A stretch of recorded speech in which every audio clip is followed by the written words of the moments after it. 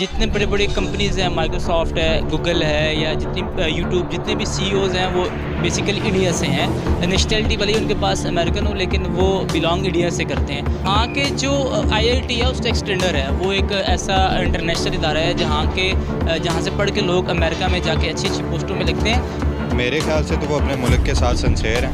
India government के बारे में आपकी क्या राय है? जो हुक्मरान है, जो उनकी साइंसदान है या कुछ भी है, वो अपने मुल्क के साथ सिंसेयर है। मतलब वो ओवरऑल उनके जितने भी कंट्रीज़ हैं उनके साथ अच्छे रिलेशन है उनके, लेकिन वो अपनी जो नेशन है उनको वो सपोर्ट भी करते हैं। अस्सलाम वालेकुम, नमस्ते, सत श्री अकाल, आदाब। मुझे कहते हैं नम शेख और आप देख रहे हैं मेरा और आपका यूट्यूब चैनल। तो व्यूअर्स, आज हम बात करने जा रहे हैं गूगल की तरफ से एक बड़ी अनाउंसमेंट है कि वो इन्वेस्टमेंट करने ले जा रहा है डिजिटल इंडिया में $10 बिलियन की। $10 बिलियन कोई छोटी अमाउंट नहीं है। अगर हम इसके साथ यूएस की बात करें तो यूएस ने भी बहुत ज़्यादा इन्वेस्टमेंट की है इंडिया में। रशिया की ट्रेड इंडिया के साथ बहुत ज़्यादा अच्छी है। अफगानिस्तान, बांग्लादेश के ताल्लुकात और ट्रेड बहुत ज़्यादा अच्छी है इंडिया के साथ। इवन अगर हम देखें चाइना की बात करें, जो कि बनती नहीं है चाइना और इंडिया की, लेकिन चाइना ने बहुत दफ़ा इंडिया से ही कहा है कि वो यूएस और ताइवान को पीछे करके हमारे साथ ट्रेड ज़्यादा करे। क्या वजह है जो कि ट्रेड और हर कोई ताल्लुक अच्छा बनाना चाह रहा है इंडिया के साथ, और गूगल बहुत बड़ी इन्वेस्टमेंट करने जा रहा है। इससे क्या बेनिफिट्स होंगे इंडिया में?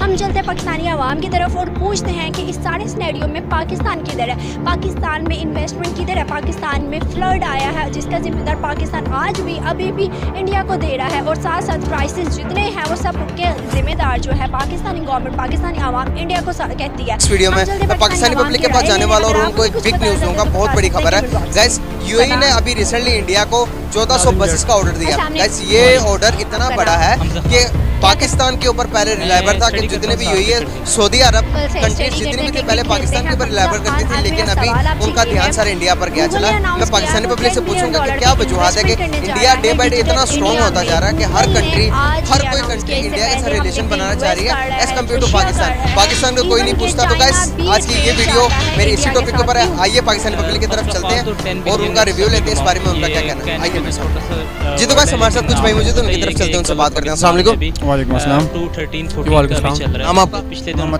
तक भी जा चुका था। ठीक है, सीए कर रहे हैं जी। माशाल्लाह यार, वेरी नाइस। बेसिकली मेरा आज का आपसे बात करने का पर्पस है कि अभी रिसेंटली आपको पता है कि पाकिस्तान पर से लोगों का जो दूसरी कंट्रीज है उनका जो एतमाद है वो हटता जा रहा है और उनका फोकस जो दूसरी कंट्रीज की तरफ होता है। पहले एक टाइम था कि हम देखते थे कि बड़े से बड़े फैसले, छोटे से छोटे फैसले पाकिस्तान के हाना पर होते थे, जो मुस्लिम कंट्रीज है, मैं उनकी बात कर रहा हूँ। तो अभी क्या वजूहत है कि पाकिस्तान पर किसी भी मुस्लिम कंट्रीज का ध्यान ही नहीं है, दूसरी कंट्रीज की तरफ डाइवर्ट हो चुका। अभी मैं आपको रिसेंटली बताऊं कि इंडिया को ऑर्डर मिल चुका है यूएई की तरफ से। यूएई ने ऑर्डर दिया है कि आपने तकरीबन 1400 बसेस बनानी, स्कूल बसेस। क्या समझते हैं आपके, क्या वजूहत है पाकिस्तान से लोगों का ध्यान क्यों हटता जा रहा है? हम देख रहे हैं कि मतलब अभी रिसेंट जो गवर्नमेंट आई उन्होंने मतलब इम्पोर्ट्स बैन कर दिए। मतलब अगर हम कोई चीज़ मंगवाएंगे नहीं पाकिस्तान में तो हमसे कोई लेगा क्यों? तो मतलब एक्सपोर्ट्स हम तभी लग्जरी आइटम्स पर पाबंदी लगाई थी उन्होंने।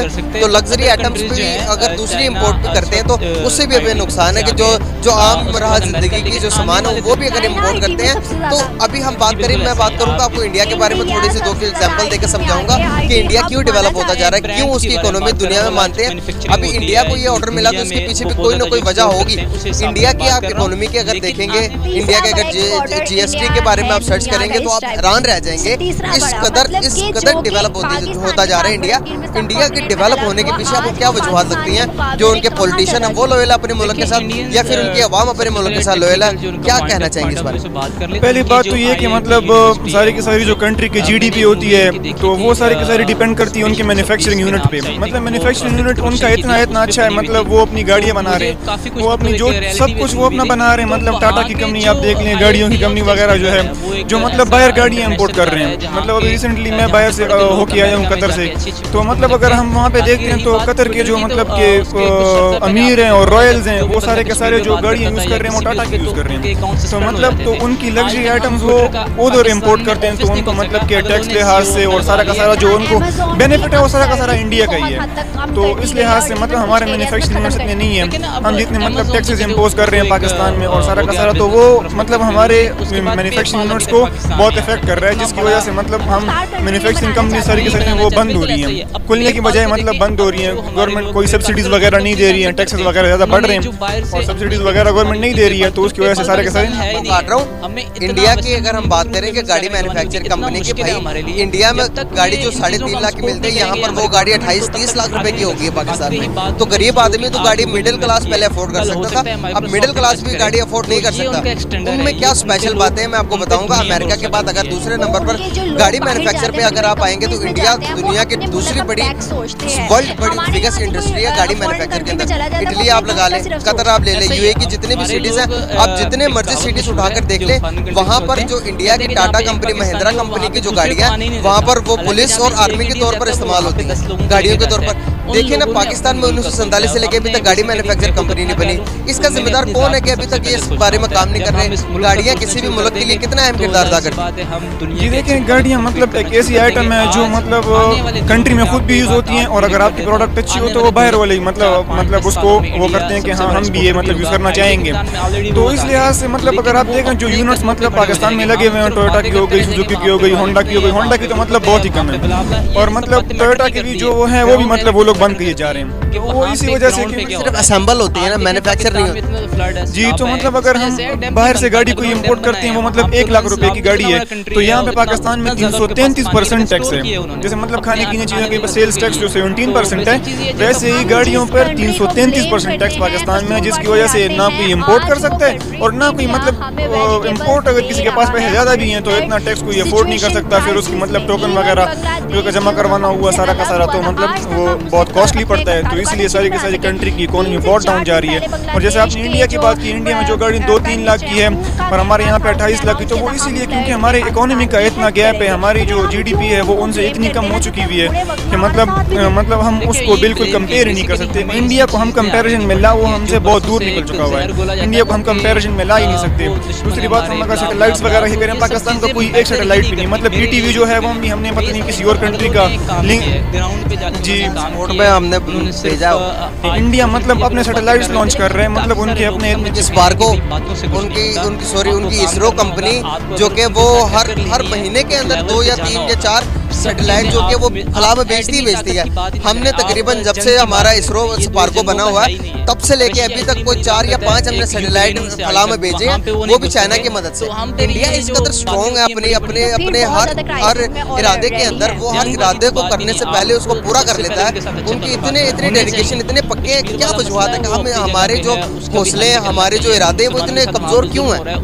हौसले और इरादे की बात आप कर रहे हैं, तो हौसले तो इरादे मतलब पाकिस्तानी कौम की बड़े बुलंद हैं, लेकिन गवर्नमेंट की तरफ से सपोर्ट नहीं है उनको। इंडिया की गवर्नमेंट को सपोर्ट करती है तो गूगल का CEO इंडियन है, सारे के सारे जो मतलब एग्जीक्यूटिव पोस्ट में हैं पूरी की पूरी दुनिया में, तो वो सारे के सारे इंडियन ही है। तो वो इसलिए है क्योंकि मतलब उनकी गवर्नमेंट को सपोर्ट कर रही है। वो अपने मतलब जो ट्रेनिंग वगैरह होते हैं वो नासा में बेचते हैं, मतलब एज ट्रेनर बेचते हैं कि मतलब वो कुछ ला के कुछ थोड़ा सा एक्सपीरियंस ला के इंडिया में मतलब के सेटल कर दें, बेस्ट कर दें कि मतलब हम यहाँ से कोई यूनिट, जैसे आप कह रहे हैं कि मतलब हर महीने वो सैटेलाइट्स भेज रहे हैं, तो मतलब ये कोई वैसे ही नहीं भेज सकते वो लोग।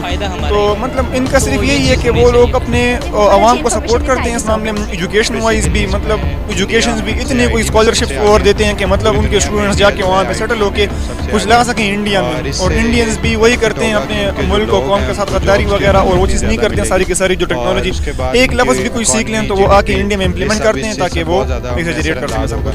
शुक्रिया यार, कंट्री है वो ऊपर जाएगी। जो भी है फिर भी दिल है पाकिस्तान जो है। ऐसा क्यों कह रहे हैं? थोड़ा नजदीक है, थोड़ा नजदीक। अब मैं आपसे बात करना चाहूंगा, के बावजूद जो पाकिस्तान मतलब ये नारा लगा देना जो भी हो फिर भी दिल है हिंदुस्तानी, मतलब क्या वजूहत है कि लोगों का जो ट्रस्ट, दूसरी कंट्रीज का जो ट्रस्ट है वो पाकिस्तान से हटता जा रहा है। अभी दूसरी कंट्री में आप दुबई चले जाओ, सऊदीया चले जाओ, सब अहम कंट्रीज है मुसलमानों के लिए।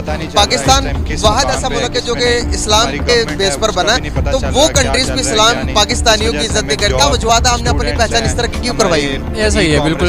ये तो सबसे पहले बात यह है कि पॉलिटिक्स की वजह से, पॉलिटिक्स इतनी डर्ट पॉलिटिक्स स्टार्ट हो गई पाकिस्तान में कि बिल्कुल हमारी GDP डाउन है। GDP की वजह से हमारी रिस्पेक्ट नहीं है। मैं आपको एक फिर बात बताना चाहूँगा कि हम अपने ब्लेम्स, वो इकबाल का मुझे शेर यहाँ पर याद आ गया, मुझे हंसी आती है हसरत इंसान पर, गलती खुद करता है और इल्ज़ाम शैतान को देता है। तो यहाँ पर हम गलती हमारी अपनी है और हम कहते हैं कि भाई पॉलिटिशियन ऐसे पॉलिटिशियन। कुरान मजीद में लिखा गया है कि जैसी अवाम होगा वैसे हुक्मरान होंगे। तो भाई हमारे अमाल हमारे सामने आ नहीं रहे। फॉर एग्जांपल कि मैं आपके साथ ट्रेड कर रहा हूँ, आप मेरे साथ धोखा कर रहे हो, उसमें हुक्मरानों का तो कोई कसूर नहीं है ना, आपकी अपनी गलती है ना, तो हमें अपनी गलती तस्लीम कर लेनी चाहिए या नहीं? बिल्कुल ऐसा ही है। हमको ठीक होंगे तो पॉलिटिशियन में हमारे वैसे ही है, वैसे आपकी बात बिल्कुल सही है। अभी इंडिया के अंदर आप चले जाओ, बात करेंगे तो उनको आप बताओगे ना कि आप में ये मसला, वो कहेगा जी भाई मेरे अंदर ये मसला है, इसको मैं ठीक करूंगा। वो अपनी गलती मानते हैं, जब तक आप अपनी गलती मानेंगे नहीं उसको कैसे बिजनेस ठीक करेंगे? करेंगी आपकी कंट्री में भला आके, जैसे चाइना है, उनको पता है उन्हें क्या कहूं मैं आपको, वो ज्यादातर उनको अपनी गलती नहीं मानेंगे, गलती ठीक कर सकते नहीं, ये गलती मान के ही मत सुधारी जा सकती है। अगर हम अपनी गलती मानेंगे तो सुधारेंगे कैसे? बिजनेस में इतना ज्यादा गलती ही नहीं लगेगी तो वो गलती कैसे ठीक होगी? अभी रिसेंटली यूएई की कंपनी ने भाई रिसेंटली ऑर्डर दिया है इंडिया की कंपनी को, अशोक लेले नाम की कंपनी है जिसको 1400 बसेस का ऑर्डर दिया है।